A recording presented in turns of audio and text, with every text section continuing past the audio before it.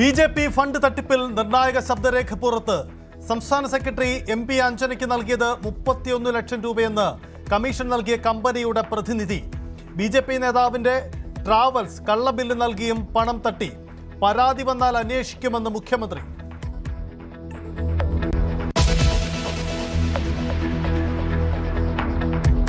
വഖഫ് ബോർഡിന്റെ പ്രവർത്തനത്തിന് ഹൈക്കോടതിയുടെ കർശന നിയന്ത്രണം. അനുമതിയില്ലാതെ പ്രധാന തീരുമാനങ്ങൾ പാടില്ലെന്ന് ഡിവിഷൻ ബെഞ്ച്.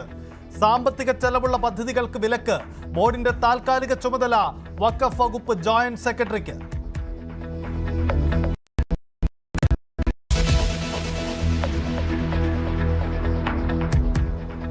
ആരോപണങ്ങൾ തള്ളി മുഖ്യമന്ത്രി. പ്ലീഡർ നിയമനത്തിൽ തെറ്റില്ലെന്ന് വി.ഡി. സതീശൻ. ആരോപണ നിഴലിലുള്ള 2 പേരും ലോയേഴ്സ് കോൺഗ്രസ് പട്ടികയിലുള്ളവർ. പാർട്ടി സംഘടനകൾ നൽകുന്ന ലിസ്റ്റുകൾ അതേപടി നടപ്പാക്കാനാവില്ല. ഹിന്ദു ഐക്യവേദിക്കാരെ കണ്ടതിൽ തെറ്റില്ല.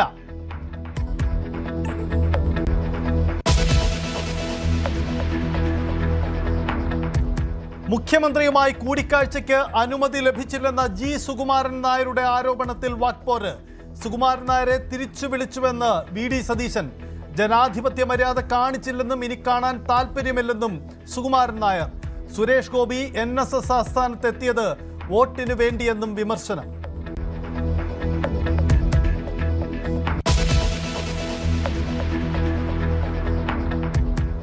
കശുവണ്ടി കോർപ്പറേഷൻ അഴിമതിയിലെ കോടതിയലക്ഷ്യ കേസിൽ നിലപാട് കടുപ്പിച്ച് ഹൈക്കോടതി.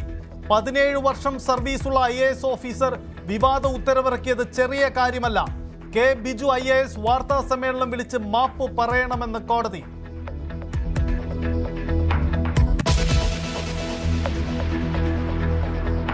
നെന്മാറ ഇരട്ടക്കൊലയിൽ ചെന്താമരയ്ക്കുള്ള ശിക്ഷ നാളെ ഉണ്ടാകും. ഇരുഭാഗത്തിന്റെയും വാദം പൂർത്തിയായി.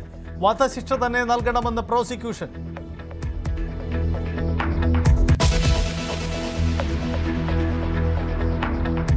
ലോകകപ്പ് ഫൈനലിൽ സ്പെയിനെതിരെ എതിരാളികളെ ഇന്നറിയാം. സെമിയിൽ അർജന്റീനയും ഇംഗ്ലണ്ടും ഏറ്റുമുട്ടും. അറ്റ്ലാന്റയിൽ രാത്രി 12:30 കിക്ക് ഓഫ്.